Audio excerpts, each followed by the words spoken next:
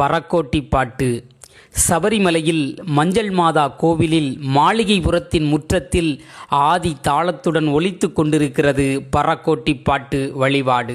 சபரிமலைக்கு வரும் லட்சக்கணக்கான பக்தர்களில் பெரும்பாலானவர்களுக்கு இது என்ன வழிபாடென்று தெரியாது.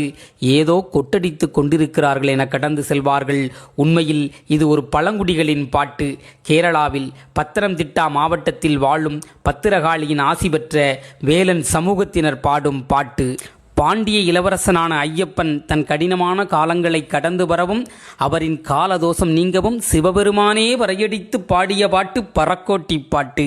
அந்த புராண கதையை நினைவுகூரும் வகையில் பந்தல அரச குடும்பத்தால் சபரிமலைக்கு கொண்டு வரப்பட்டிருக்கிறது பறக்கோட்டி பாட்டு வழிபாடு. பறையை கொட்டி பாடுவதால் இது பறக்கோட்டி பாட்டென்றும், கோட்டி என்ற சொல் சிவனை குறிப்பதால் இது பறக்கோட்டி பாட்டென்றும், வேலன் சமூகத்தினர் பாடுவதால் இது வேலன் பாட்டென்றும் அழைக்கப்படுகிறது.